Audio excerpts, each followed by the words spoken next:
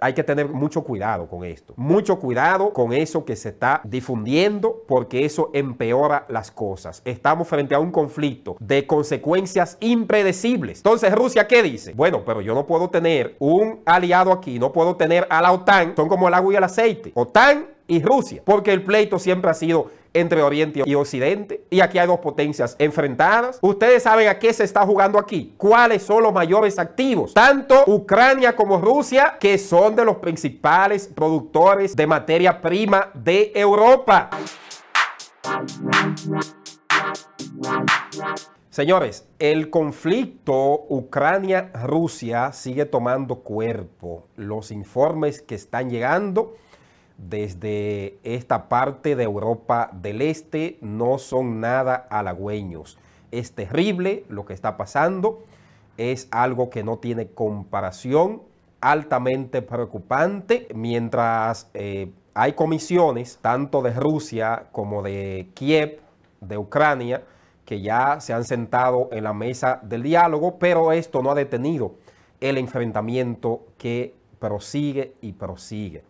Y lo último que ha hecho Ucrania es pedir a China, que es un aliado de Rusia, que haga la de mediador para alcanzar un alto al fuego en este país europeo que tiene 41.732.779 habitantes en una superficie de 603.548 kilómetros cuadrados, una delimitación fronteriza que consta de unos 1.576 kilómetros de longitud entre Ucrania y Rusia. Y ese tratado, recuerden que antes Ucrania pertenecía a la Unión de Repúblicas Socialistas Soviéticas, y con esta separación o desintegración de esta Unión de Repúblicas, y en 1991, se surge como república independiente el Ucrania. Pero el origen de este conflicto, señores, es diverso, pero en primer orden está el elemento geopolítico y geoestratégico. Porque mientras Ucrania, con el presidente pro-occidente, Volodymyr Zelensky, plantea que quiere pertenecer a la Organización del Tratado Atlántico Norte, OTAN, que es un grupo que lo integran 30 países, liderado por Estados Unidos, Francia, Reino Unido, Canadá, Alemania y otros más, ha formulado un dramático pedido de apoyo a los líderes europeos que han acusado a Rusia de terrorismo geopolítico y han dicho que el destino de Europa está en juego por este conflicto entre Rusia y Ucrania. Hoy el presidente ucraniano Zelensky se conectó mediante una videoconferencia, una sesión plenaria del Parlamento Europeo para reforzar su solicitud de adhesión inmediata a la Unión Europea. Una demanda, una petición que, debo decir, ha encontrado apoyo político, principalmente en Occidente. Sin embargo, enfrenta amplias dificultades de procedimiento. Y veo muchas guerras informativas, contenidos que no se corresponden con la realidad. Me refiero a algunos videos que he visto, que los vi en el 2018. Del 2018 al 2022, señores, son 4 años. No estaba ocurriendo lo que está pasando en la actualidad en Ucrania y Rusia. Entonces, hay que tener mucho cuidado con esto. Mucho cuidado con eso que se está difundiendo, porque eso empeora las cosas. Estamos frente a un conflicto de consecuencias impredecibles. Y no es un enfrentamiento per se entre Rusia y Ucrania. Yo he dicho y reitero aquí que el enfrentamiento, el conflicto entre Ucrania y Rusia es un enfrentamiento amplio, declarado, una guerra entre Oriente y Occidente. Por un lado, son dos potencias que están enfrentadas, Rusia y Estados Unidos, con sus aliados de la OTAN. Obviamente que Estados Unidos tiene más aliados que Rusia.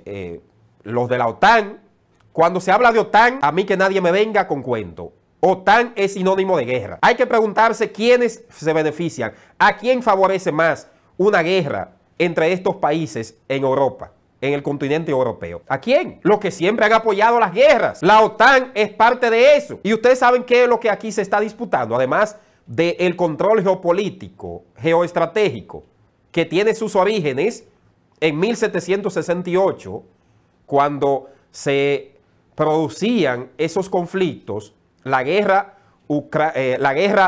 ruso-turca por la disputa de Crimea, y que luego en el 2014 se volvió a poner de manifiesto cuando el presidente de ese entonces, Víctor Yanukovych, pues no había firmado el acuerdo de Minsk.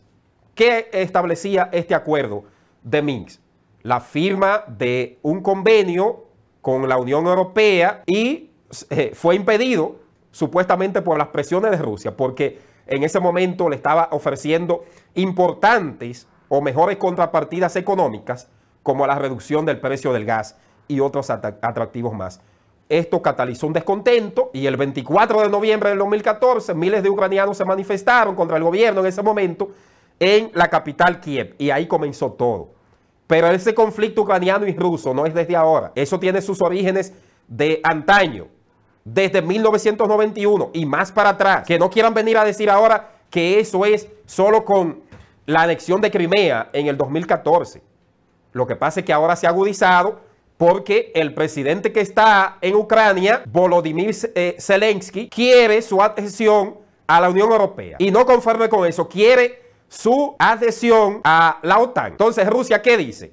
Bueno, pero yo no puedo tener un aliado aquí, no puedo tener a la OTAN, que es, vamos a decir, son como el agua y el aceite, OTAN y Rusia, porque el pleito siempre ha sido entre Oriente y Occidente, y aquí hay dos potencias enfrentadas. Ustedes saben a qué se está jugando aquí, cuáles son los mayores activos, tanto Ucrania como Rusia, que son de los principales productores de materia prima de Europa. Ucrania es un país bendecido, posee una de las mayores reservas de gas del mundo, no solo de Europa, de las mayores producciones de minerales, producción de sorgo, de maíz, de trigo, tiene terrenos fértiles cultivables. O sea, aquí esto se trata de un juego particular de ajedrez en el gran tablero mundial. Eso es lo que está pasando entre Rusia y Ucrania. Y ustedes saben cuál es la principal preocupación ahora y el mayor problema, la consecuencia internacional que eso está generando para muchos países, y principalmente en América Latina. América Latina se ha disparado el precio del petróleo. En el caso de la República Dominicana, que nuestra economía es exógena, cada acontecimiento bélico o conflicto geopolítico que ocurre en el mundo y en estos países de donde somos dependientes con la importación de productos y de petróleo, eso genera una consecuencia lesiva para nuestro país. Y todavía no se ha comenzado a reflejar la crisis que esto va a desencadenar.